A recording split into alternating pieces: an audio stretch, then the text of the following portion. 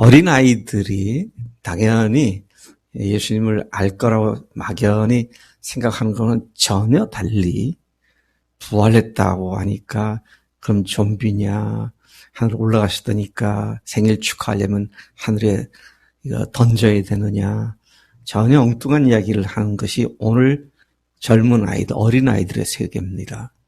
부지런히 가르치고 전해야 한다는 사실을 다시 한번 또 간증을 통해서 깊이 생각하지 않을 수 없습니다. 예수님은 그분의 짧은 지상사역 활동에서 가시는 곳마다 그분 주위에 사람들이 모여들었습니다.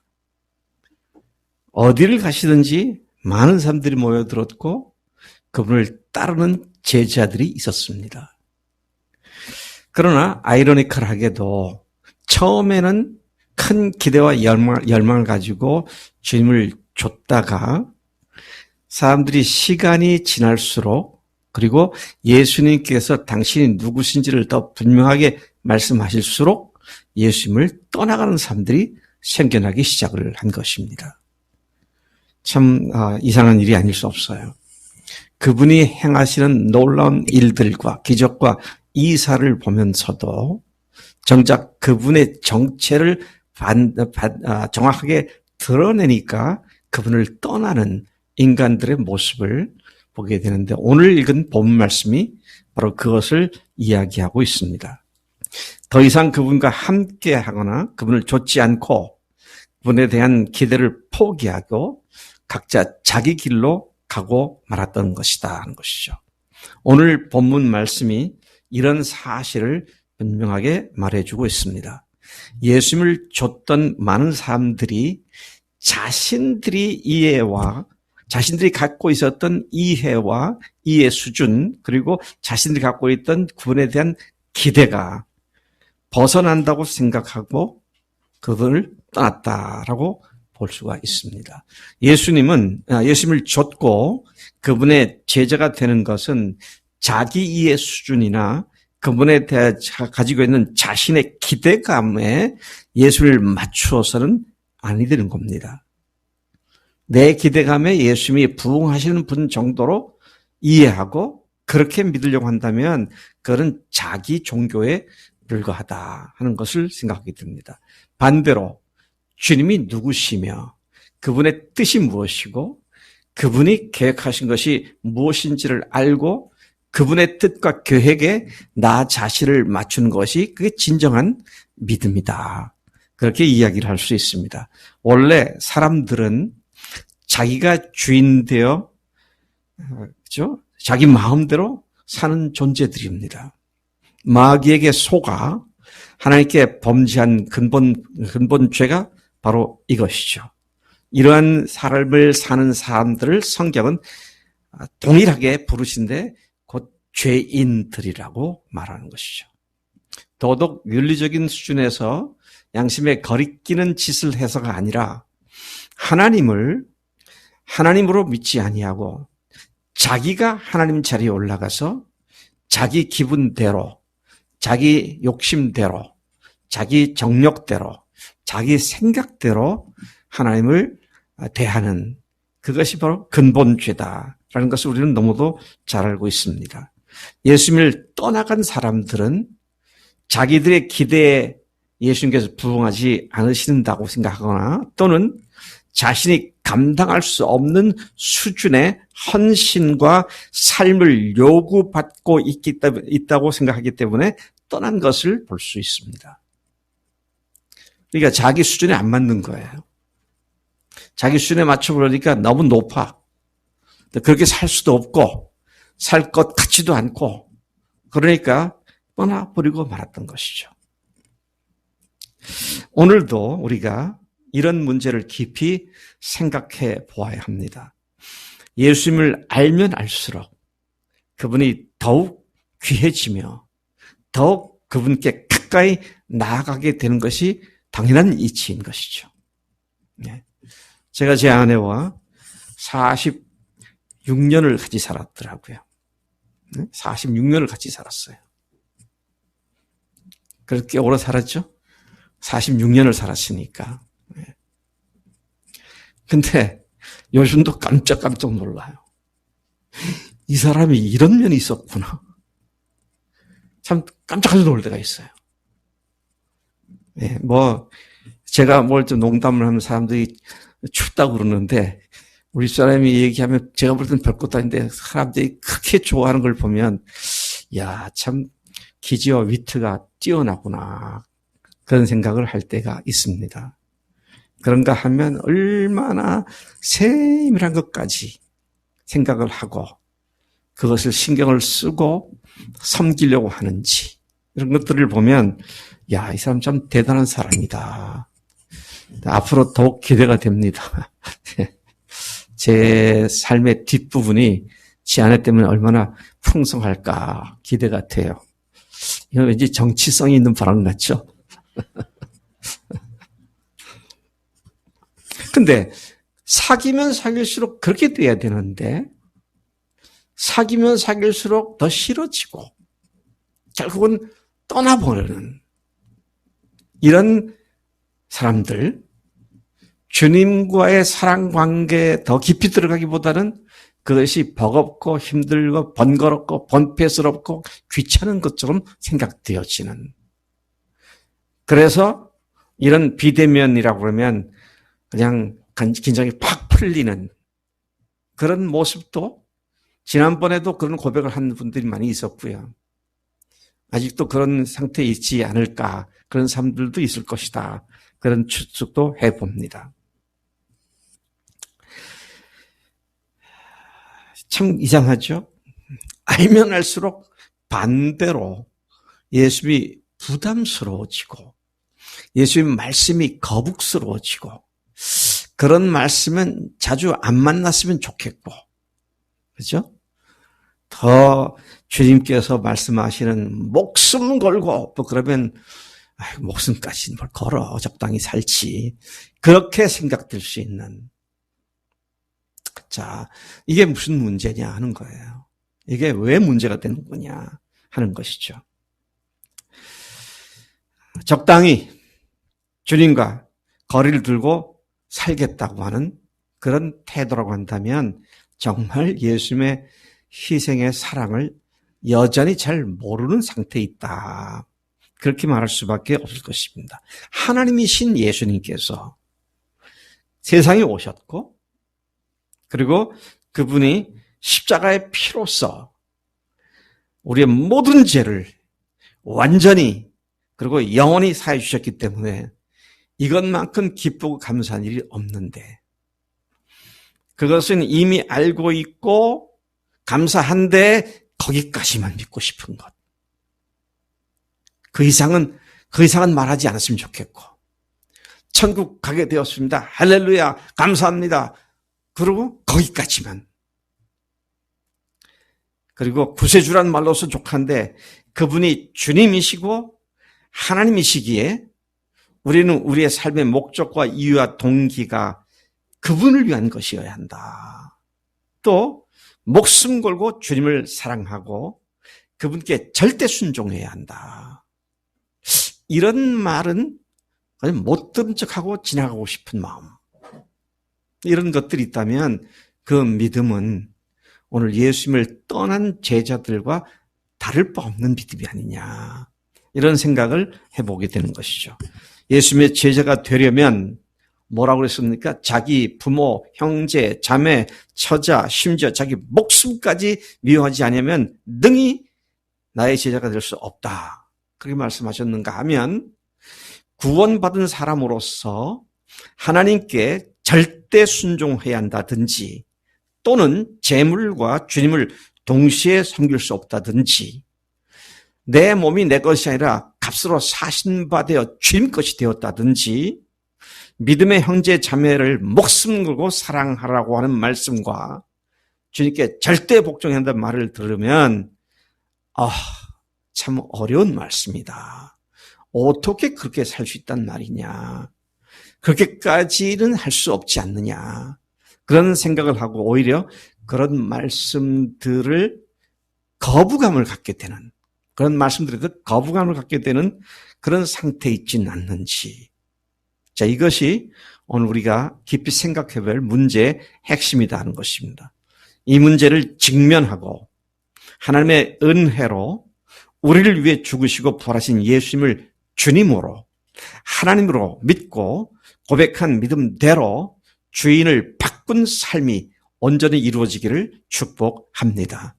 먼저 예수님을 따르는 수많은 무리들을 우리가 생각해 보게 됩니다. 예수님께서 사역을 시작하시면서부터 그가 행하신 일들과 그분에 대한 소식이 계속 퍼져 나갔습니다. 누가복음에서 제가 몇 구절을 쭉 훑어보았는데요. 4장 14절을 보니까 예수께서 성령의 능력으로 갈릴리에 돌아가시니 그 소문이 사방에 퍼졌고 소문이 날이 갈수록 퍼졌다 그랬습니다. 또 가버나움에서 귀신 들린 사람을 고치셨을 때에 역시 4장 37절에 이에 예수의 소문이 그 근처 사방에 퍼지니라. 그렇게 말씀을 하고 있습니다. 예수께서 각종 병든 사람들, 귀신 들린 사람들을 귀신 사람들이 전국으로부터 계속 모여들었고 이 사실을 누가복음 5장 15절에서는 예수께서 한 동네에서 온 몸에 나병이 생긴 사람을 고쳐주실 때에 이 누가복음 5장 15절이 말씀하기를 예수의 소문이 더욱 퍼짐에 수많은 무리가 말씀도 듣고 자기 병도 고침을 받고자 하여 모여왔다고 기록해주고 있습니다. 어떤 사람들은 주님의 입에서 나오는 놀라운 말씀을 듣기 위해 그분께 모여들기도 했고 또 어떤 사람은 반대로 예수님을 공격하기 위하여 모여들기도 하는 등 예수님께 모여든 이유와 또 그 목적은 각각 다양하고 달랐지만 한 가지 분명한 건 수많은 사람들이 그분의 사역 기간 내내 그분 주변에 모여들었었다라는 것입니다. 누가복음 12장 1절은 그동안에 무리 수만 명이 모여 서로 밟힐 만큼 되었다. 여기에서는 그냥 무리들이 큰 무리들 가지고 수만 명이 모여서 수만 명을 이야기하기도 합니다. 또 구체적인 예수님을 따르는 숫자들을 언급한 것이 오병이어의 역사와 칠병이어의 역사에서 나타나고 있죠.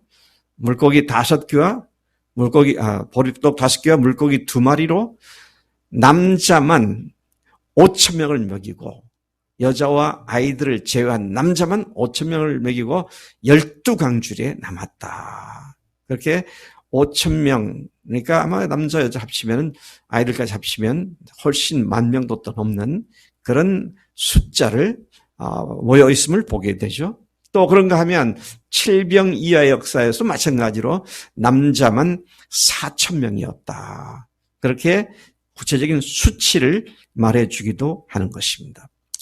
그렇게 일시적으로 모여든 사람들을 제외하고 아주 지속적으로 주님을 따르던 제자들, 그분을 메시아로 생각했던 선지자로 생각했던 어떻게 생각하든 그분에게서 배우기를 원하고 그분이 하신 일을 직접 보기를 원했던 제자들 역시 지속적으로 많아졌습니다. 그러니까 일시적으로 모여든 사람들 무리라고 지칭했다면 그분을 지속적으로 따르는 자들을 제자들로 표현한 것으로 이해가 됩니다. 그들 가운데는 예수님께서 친히 12를 사도로 세우신 제자들도 있었고 70명의 제자들도 있었고 120명의 제자들도 있었고 500여 명의 형제들의 제자들도 있었음을 우리는 그분을 중심으로 동심원을 그려가면서 그분께 모여들었던 많은 사람들이 있었음을 우리가 그림에서 그려볼 수 있는 것이죠. 그 외에도 주님을 섬기고 주님을 수발들었던 많은 여인들이 주님 주변에서 계속 모여들었던 것을 봅니다. 요즘으로 말하자면 그분의 인기가 하늘을 찔렀고 이스라엘 전체에 거대한 센세이션을 일으키셨고 스스로 그분의 제자가 되어 따르던 많은 무리들이 모여들었었다. 그렇게 얘기를 할 수가 있습니다. 자, 이렇게 날이 갈수록 많은 사람들이 모여들었고 많은 사람들이 따랐는데 문제가 생기기 시작을 합니다. 우리가 아까 읽은 건 요한복음 6장이죠. 예.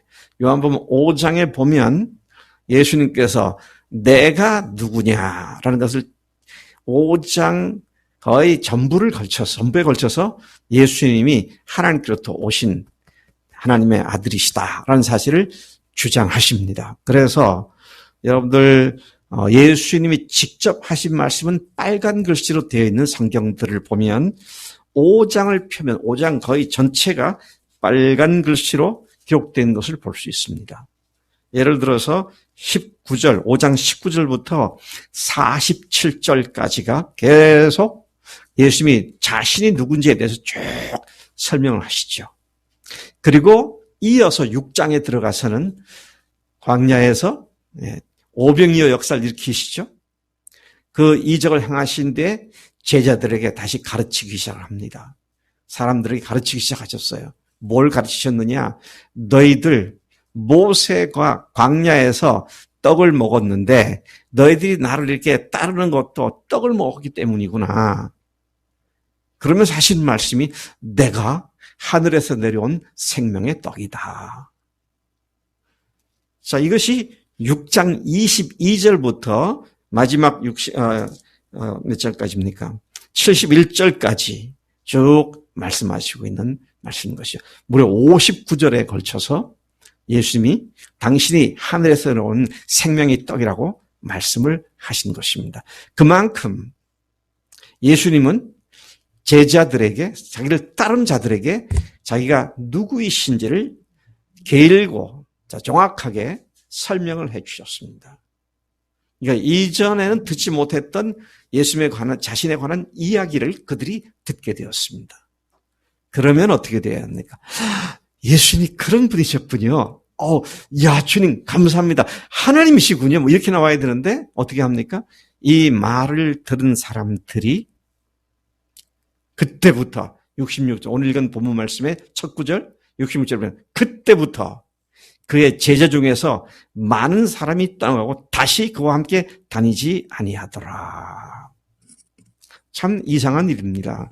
주님의 정체를 더욱 분명히 밝히니까 예수님을 줬던 제자들이, 많은 제자들이 예수님을 떠나가 버립니다. 오늘도 이런 분들이 꽤 있는 것 같아요. 예수님이 우리 위해 죽으신 구세주이십니다. 할렐루야. 제사 안 받고 천국 갈 수 있게 됐습니다. 할렐루야. 근데 그분은 그런 주님, 구세주일 뿐 아니라 주님이십니다. 당신의 모든 삶의 것들이 주님의 것입니다. 주님을 위해 살아야 합니다. 그러면 그 말은 듣기 싫어하는 그것과 이때 보였던 그들과 근본 본질이 똑같은 걸 보게 된 것이죠. 참 우리가 조심해야 할 문제가 아닐 수 없다라는 것입니다. 그분을 떠난 사람들은 단순히 호기심으로 또는 놀라운 이적과 기사를 보기 위해 또는 전에 전혀 들어보지 못한 핵사이다 같은 말씀을 듣기 위해 모인 사람들이 아니었습니다. 지금 떠난 사람들은 그런 사람들이 아니었어요. 어떤 사람들이었다고요? 지속적으로 그분을 따르는 제자들이었습니다. 우리 잘 생각해야 합니다. 지금 이것은 무리 중에 많이 떠나는 것이 아니라 제자들 중에서 많은 자들이 떠났다 그랬어요. 야, 이분 말씀 잘한다. 속 시원하다. 그렇지.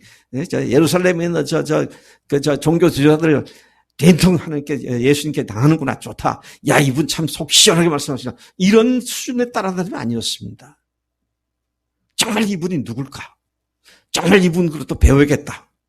스스로 제자된 사람들이었습니다. 근데 내가 하나님이다. 결론은 그거 아닙니까? 내가 하나님이다. 그러니까 다 떠나버립니다. 자, 오늘 말씀을 다시 돌아가서 보겠습니다. 앞에 문단, 아까 22절부터 59절까지 말씀드렸는데요.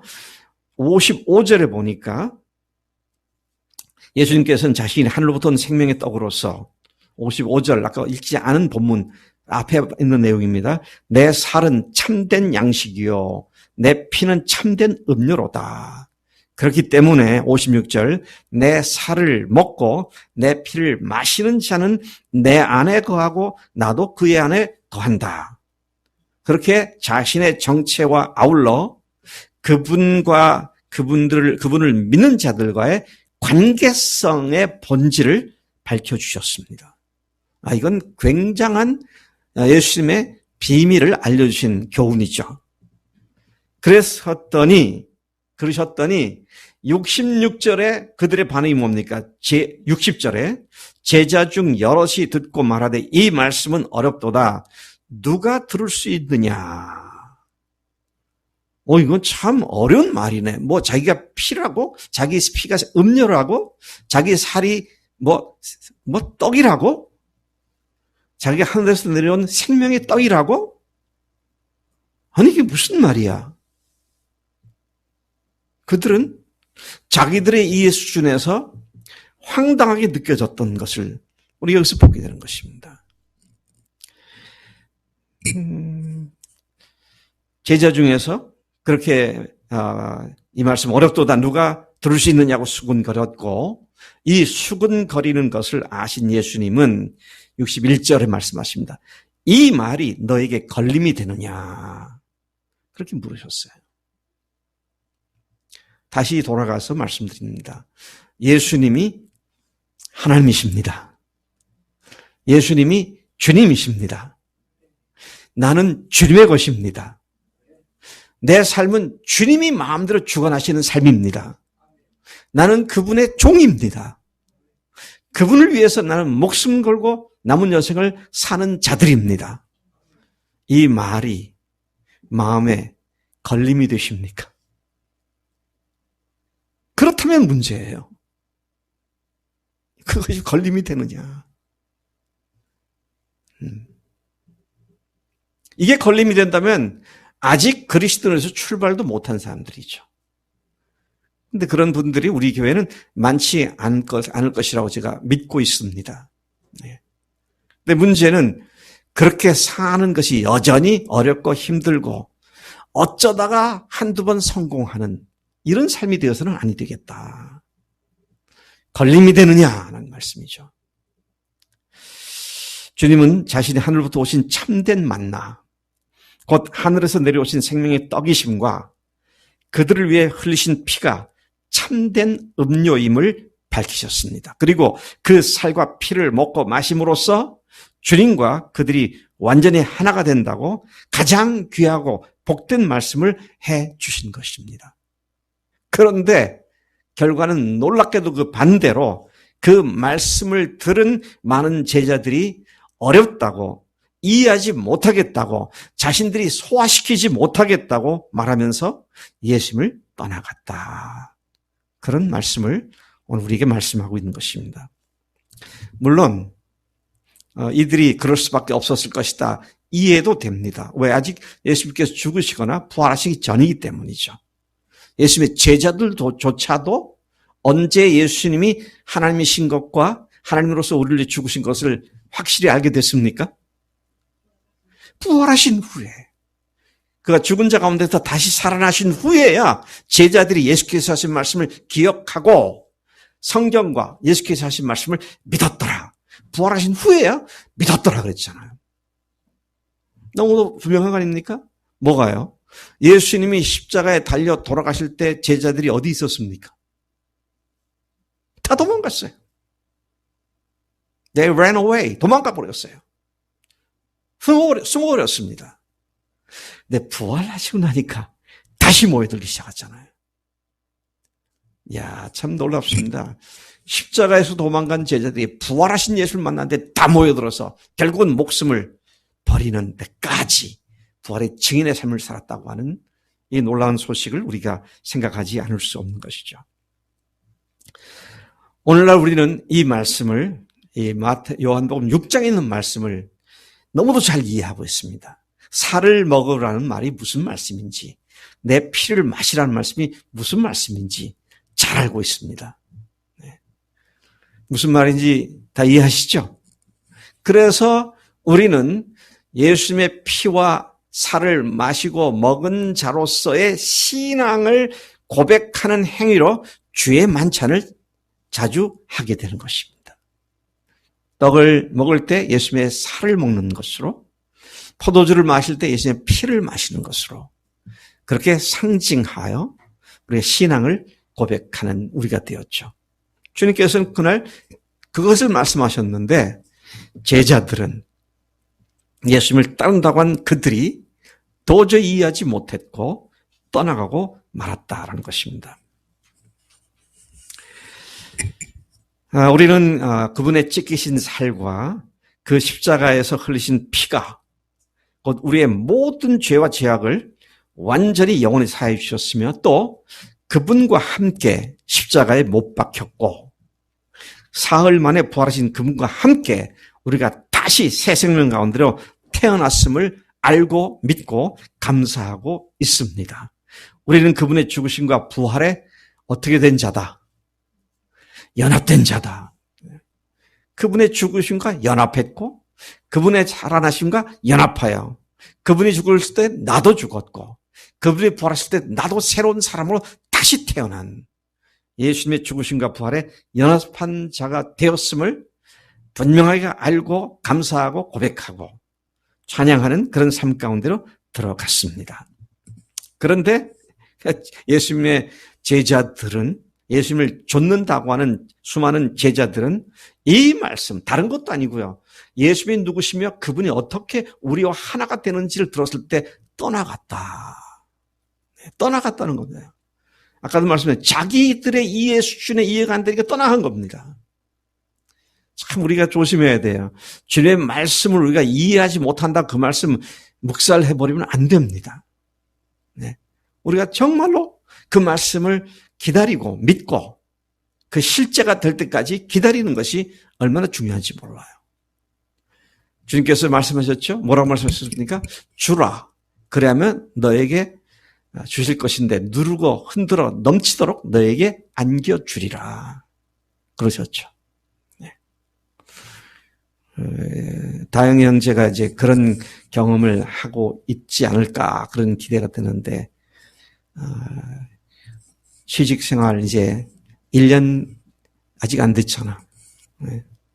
거기에 이제 봉급도 좀 받고, 그리고 또 적금도 좀 들고, 들었나 안 들었나 모르겠다. 그리고 한 500만 원 정도 쌓였는데 주님께서 어떤 형제가 어떤 문제가 있다 그러니까 주님께서 다영아 그거 털어서 전해줘라. 그러면 하나님 500만 원 어떻게 모은 건데요? 그러지 않지? 아멘. 주님, 알겠습니다. 드리면 주님께서 뭐 어떻게 하신다고요? 누르고 흔들어 넘치도록 너에게 안겨주신다고 그랬습니다. 이거예요. 순종하면 이게 그 말이구나 알게 됩니다. 순종하기 전까지는 도저히 이해가 안 되는 말씀이에요. 참 놀랍습니다. 네? 이건 네 거가 아니라 내 거다. 내 게 아니고 다 주님 거구나. 딱 드려야 거기에 참으로 진정한 자유함이 있고 참으로 당당함이 있게 되는 건데, 이건 내 건데 어떻게 본 건데 이러고 있으면 하나님께서 하나님 말씀을 경험할 기회를 갖지 못하게 하시더라고요. 자, 주님께서 우리가 죽으시고 부활하신 이후의 세대에 살고 있다는 것이 얼마나 우리가 복된 세대인지 이루 말할 수 없어요. 자, 그런데 그런 가장 확실한 믿음의 자리에 있음에도 불구하고 그 자리가 걸림이 되는 자들이 있을 수 있음을 여기서도 다시 한번 확인하게 됩니다. 십자가도, 부활도, 구원의 확신도, 성경도 잘 알지만 자신이 주인된 삶에서 벗어나지 못하고 여전히 자신이 주인되어 살아가는 자들에게 이러한 말씀은 분명히 걸림이 될 수 있다는 사실입니다. 걸림이 안 되면 그게 이상해요. 걸림이 돼야 회개를 할 거 아니겠어요? 뭐 그랬나 보다. 뭐 나 상관없어. 이건 뭐 회개도 없죠. 근데 걸림이 있다는 말은 뭐예요? 이건 내가 잘못하고 있는다는 걸 안다는 얘기입니다. 근데 문제는 떠나가지 말아야 돼요. 그래서 주님께서 너희도 떠나가려느냐? 재차 물으시는 말씀이 바로 그런 의미다. 그렇게 생각을 하게 되는 것입니다. 그냥 십자가의 은혜로 구원받았고 기뻐하는 것이 좋은데 부활하신 그분을 주인으로 모시고 그분께 절대 복종하며 살아야 한다는 말씀이 즐겁지 않다면 그게 그 말씀이 마음에 걸리고 있다고 하는 그런 사실을 드러내고 있는 것이죠. 주님께서는 그렇게 많은 제자들이 떠났을 때 제자들을 향해서 12제자들을 향해서 너희도 가려느냐 그런 질문을 하셨습니다. 그렇게 자신들의 기대와 이해의 범위 안에서 예수를 믿고 따르려던 많은 제자들이 그분을 떠나갔을 때 주님께서 시선을 돌리신 것은 당신이 친히 부르신 12제자들이었습니다.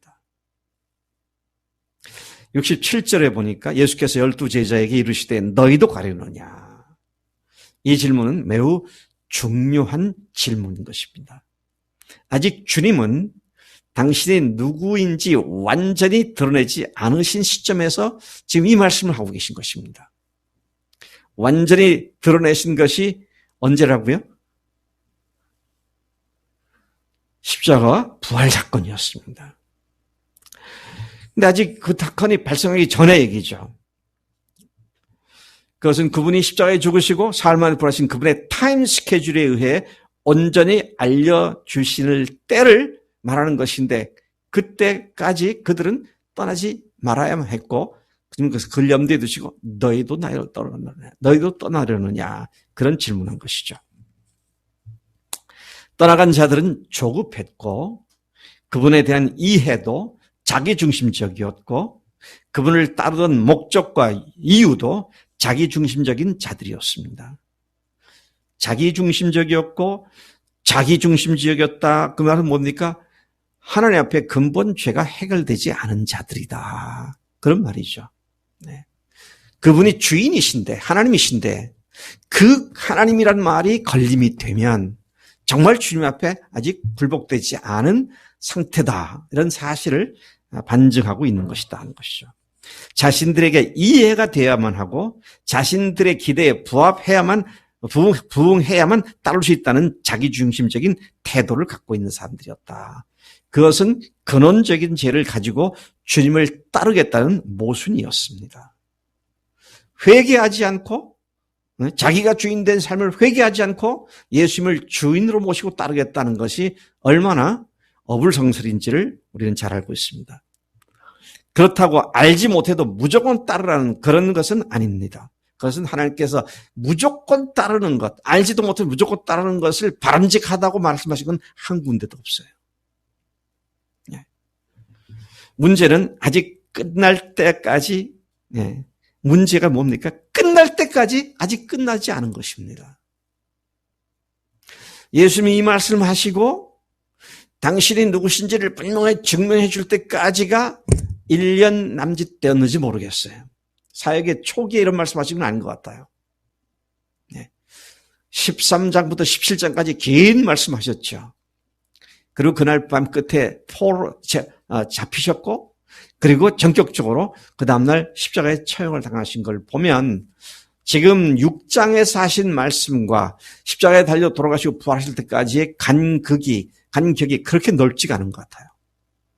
예수님 영상 전체는 아무리 길게 해도 3년 반인데 그 가운데에 지금 나오는 이 말씀은 1년 반 정도 앞에 완성을 남겨놓고 하신 말씀이다. 그렇게 얘기할 수 있습니다.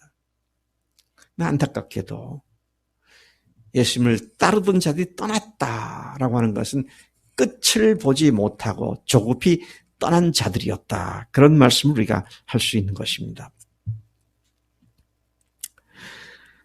아무리 길어야 3년이면 모든 것이 확인해지는 것이었는데 그들은 얼마간 따르다가 자기 생각과 자기 기대라는 짧은 잣대로 재어보고는 예수님을 떠나버렸던 것이죠.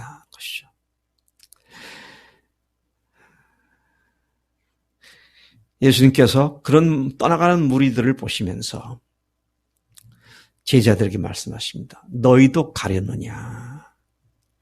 주님은 자신을 떠나가는 사람들이 생겨난 것이 안타까워가지고 이런 말씀하신 것이 아닙니다.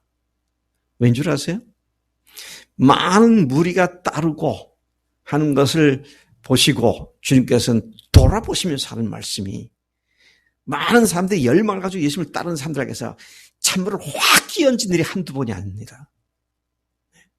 많은 사람들이 따르고 있는데, 내 제자가 되려면 너희 부모, 처자, 형제, 자매, 네 자기 목숨까지 미워하지 않으면 너희 나의 제자가 되지 못한다. 재물과 나를 겸하여 수 없다. 네? 주님을 위해서, 하나님을 위해서 살지 않으면 너희들은 제자가 될 수 없다. 저 같았으면요, 그래, 너희들은 아직 못하지만 언제 될 거야. 자꾸 와. 계속 모여. 그랬을 것 같아요. 근데 주님께서 딱 돌아보시고는 찬물을 쫙 얹으시니까 또 많은 사람이 떠나갑니다. 여러분, 주님 앞에 제가 그런 생각을 많이 합니다. 네, 목사가 돼가지고 교회가 영적으로 부흥하는 건 물론이고 숫자적으로도 부흥하기를 원치 않는 목사가 세상 천지에 어디 있겠어요. 그것 갖고 목사의 유능, 무능함을 판단하는 사람들이 많이 있습니다. 늘 그러잖아요. 우리 신학교에서 목회학을 가르친 28년 가르친 이정희 목사님이 담임 목사님이시고, 그리고 그 뒤를 이어서 또 셀교회, 제자훈련 이런 것들을 가르치는 목회학을 가르쳤던 교수였던 사람이 또 2대 목사고. 그러니까 주님의 기쁜 교회는 굉장히 큰 교회로 금방 성장할 거다. 근데 깜냥이 그렇지 못해서 그런지, 네, 저는 지금 100명도 안 되는데 허덕거려요. 이게 이렇게 힘든 거구나. 정말 한 영혼 한 영혼을 책임 있게 세워주고 그들이 사역자로 설 수 있도록 도와주는 것이 이렇게 어려운 일이구나. 근데 사실은 부지런하지 못해서 그런 것도 있습니다. 예, 부지런히 계속 사람들을 만나고, 그래서 그들이 세워지면 그들이 또 그 일을 할 수 있도록 계속 섬겨주고. 그래서 여러분, 여러분의 담임 목사인 저를 가장 잘 돕는 일이 뭔지 아세요? 저를 가장 잘 돕는 일. 네? 간증.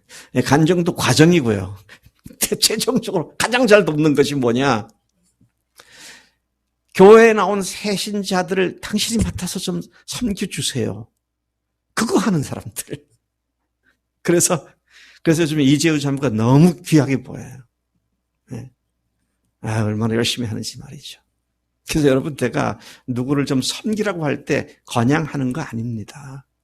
할 수 있다고 생각하기 때문에 하는 거예요. 그래서 여러분, 이제는 제가 이 사람 마치서 정말 안 해도 여러분이 스스로 마디장이 되고, 그래서 거기에서 한두 사람 섬기다가 그것이 커지면 목장이 되고. 그래서 여러분, 교회가 모든 교인이 사역하는 교회. 그러잖아요, 우리가요. 근데 구체적인 실체가 뭐냐라고 할 때 모두가 마디장이 되고 그리고 목자가 되는 겁니다. 이를테면 사역자들이 되는 거예요. 자, 그래서 오늘 예수님께서 12제자에게 질문 다시 한 겁니다. 너희도 가려느냐? 너희도 가려느냐?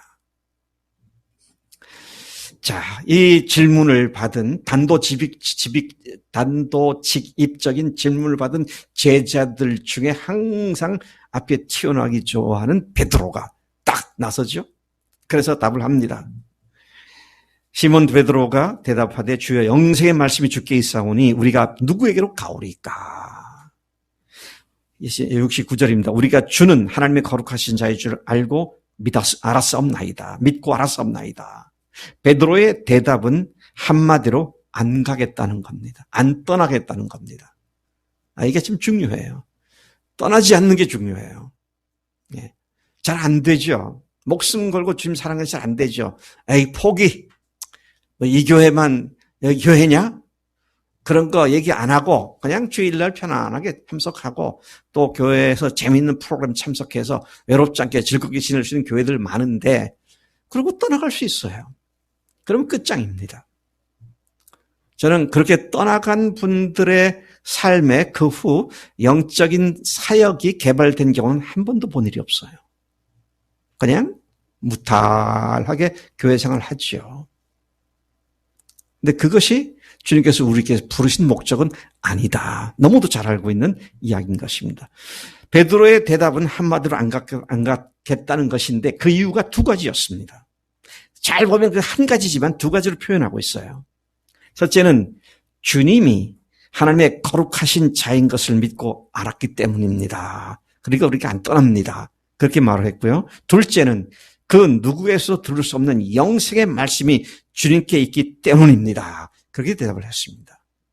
근데 이 두 가지는 본질에 있어서는 하나입니다. 어떻게 하나입니까? 당신이 영생의 말씀이신 하나님의 거룩하신 자이시기 때문입니다. 그렇게 고백을 했다는 것입니다. 비록 베드로가 그렇게 말했지만 그의 신앙 고백이 실제가 된 것은 언제 일이라고요? 부활 후의 일이었습니다.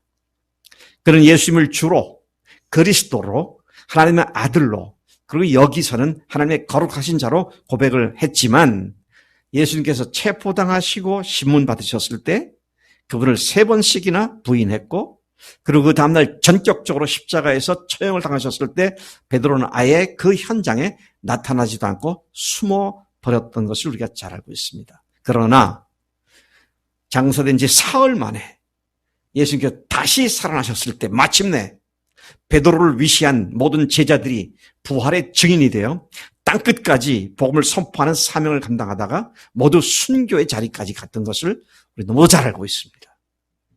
부활하신 예수님은 하나님이십니다. 그분을 믿은 그분은 우리의 왕이시며 우리의 주시며 우리의 하나님이십니다. 그분이 아닌 다른 어떤 존재도 하나님일 수가 없습니다. 다른 어떤 곳으로도 우리는 갈 곳이 없습니다. 오늘 우리는 예수님에 대하여 예언한 모든 구약 성경 말씀이 그분의 오심과 죽으심과 부활하심과 승천하심으로 완전히 성취되었음을 역사적으로 확증된 시대에 살고 있습니다. 이 세상에 수많은 종교들이 존재하지만 그 어떤 종교에서도 하나님의 영원한 생명의 말씀을 찾을 수 없고 오직 예수님께서만 그분이 곧 하나님이심을 알고 믿고 그렇게 우리가 살아가고 있습니다. 예수님은 다시 말씀드립니다. 부활하신 하나님이십니다. 그분은 단순한 성인이 아니었습니다. 그분은 단순한 인간으로서 하나님의 종이 아니었습니다. 그분은 창조주 하나님이셨습니다. 그분은 교회를 세우시고 교회를 완성시키는 분이십니다. 그분은 단순히 우리를 죄에서 사해 주신 구세주가 아니라 그분은 모든 만물과 온 우주의 주인이십니다. 예수님은 단순히 우리를 구원하셔서 천국 갈 것을 보장해 주시는 분이 아니라 그분은 그러한 범위를 훨씬 뛰어넘어 창조주 하나님이시며 우리의 주인 되신 우리의 하나님이신 것을 우리는 믿습니다. 우리 교회는 처음부터 예수님을 주님으로 믿고 주님께 절대 복종하는 삶을 위해 헌신하도록 부르심을 받고 창립되었습니다. 우리 교회는 처음부터 우리 모두가 그 복음의 사명자임을 깨닫고 헌신하도록 부르심을 받고 창립되었습니다. 우리에게는 처음부터 그런 사람들로 구성된 교회가 하늘 가족이라는 사실을 믿고 하늘 가족 관계를 맺고 목숨 걸고 서로 사랑하는 공동체로 부르심을 받고 창립되었습니다. 그리고 주님은 우리 교회가 그 일을 온전히 이루기 위하여 다시 보완시켜 주셨는데 구멍을 기운 복음을 알게 하셨고 성령의 권능으로 그 복음 안에서 우리에게 부여하신 3가지 사명을 성취하게 하신 줄로 믿습니다. 아까 말씀드렸습니다. 끝날 때까지 끝난 것이 아닙니다. 주님의 부르심은 후회가 없으십니다. 로마서 11장 29절 그걸 말하죠. 하나님의 은사와 부르심에는 후회하심이 없느니라. 셀교회 운동을 전국적으로 추진해 나갈 때에 목회자들이 모여서 자주 교제를 했습니다. 근데 그때 예수님이 주님이라고 강조를 하다 보니까 많은 교인들이 떠나갔습니다. 어떤 교회는 절반 정도가 떨어져 나갔어요. 200명 모이던 교회가 100명으로 줄어들었습니다. 네. 그러니까 목회자들이 너무 마음에 스트레스가 되죠. 근데 그런 목회자들이 같은 공감을 하면서 교제하다가 이야기를 하는 것이 뭐냐면 끝까지 붙어 있으면 언젠가 된다. 제가 그 말을 깊이 새겨놨어요. 끝까지 견디면 언젠가 반드시 이루어진다. 주님의 복음은 그 자체가 믿는 자들에게 구원을 주시는 하나님의 능력입니다. 이제 2000년이 지나갑니다. 2020년이 지나가고 있습니다. 새해가 다가옵니다. 주님의 기쁜 교회는 세 가지 소명을 위하여 내년에도 여전히 달려갈 것입니다. 힘들고 어렵더라도 떠나지 않고 끝까지 견디는 자들이 하나님의 약속하신 복을 누리게 될 것입니다. 그동안 많은 분들이 그렇게 우리 교회를 어렵다고 하면서 떠나왔습니다만은 그러나 주님은 언제든지 우리를 실망시키지 않으십니다. 여전히 우리로 목숨 걸고 하나님을 사랑하고 목숨 걸고 형제를 사랑하라고 말씀하십니다. 예수님의 흉내를 내볼까요? 예수님의 흉내 한번 내보겠습니다. 여러분들도 떠나려 하십니까? 여러분도 떠나려 하십니까? 우리 교회는 너무 센 복음 얘기해서 힘들어. 가까운 좋은 편한 교회로 떠나시겠어요? 금년을 마치면서 우리 교회가 왜 여기 있으며 왜 박 목사가 저토록 얘기를 하는지 깊이 생각을 해보시기 바랍니다. 한국 교회가 망해가고 있습니다. 한국 교회가 완전히 정치에 농락당하고 있습니다. 그래도 정신을 못 차려요. 우리라도 비록 소수의 무리지만 우리라도 예수님께 절대 복종하면서 교회다운 교회를 이루면서 형제 자매들이 함께 사명자로서 삶을 살아갈 때 작은 힘이지만 주님께서 우리를 통해서 다시 복음의 역사를 일으키는 나비 효과를 이루어내실 줄로 믿습니다. 아까 우리 임 집사님 간증 가운데 그랬죠? 100명이 300명의 그러니까 뭡니까? 이게 기하급수적인 영향력을 끼친다. 300명이 600명, 900명 이상의 힘을 100명이 감당할 수 있겠다. 하나님의 일은 아무도 주목하지 않은 베들레헴 말구로부터 시작되었습니다. 그 전 세계를 바꿔놓는 하나님의 역사가 일어났던 것처럼 우리의 작은 교회지만 우리를 통해서 하나님께서 하실 일을 믿음으로 바라볼 때 주님께서 기필코 그 일을 이루실 줄로 믿습니다. 하나님 아버지 감사합니다. 오늘 예수님이 당신이 누구신지를 깊이 드러내실 때 많은 사람들이 떠나갔는데 하나님 오늘 편하고 쉽게 아무 부담 없이 예수 믿는 것이 보편적인 진리인 것처럼 착각하고 있는 시대에 주님 우리에게 귀한 경종 주신 것 감사합니다. 주님 믿는 것은 주님께 우리의 목숨을 거는 것이고 주님을 사랑하는 일은 형제를 위하여 목숨 거는 일로 믿습니다. 하나님 그 일이 이루어지기까지 우리가 이 자리를 떠나지 아니하고 한 마음이 되어서 한 뜻을 가지고 주님 앞에 더욱더 순종하는 우리의 삶이 되도록 역사해 주옵소서. 새해가 그런 놀라운 역사를 일으킨 또 다른 복된 한 해가 될 수 있도록 인도하실 줄로 믿습니다. 금년 한 해가 지나갑니다. 미진했던 것 주님께 회개합니다. 하나님 그 모든 것들 이제 주님 앞에 내어 맡기고 앞으로만 달려가는 믿음의 새해를 맞이할 수 있도록 역사해 주실 줄로 믿습니다. 감사하고 예수님의 이름으로 기도를 삼나이다. 아멘. 아멘.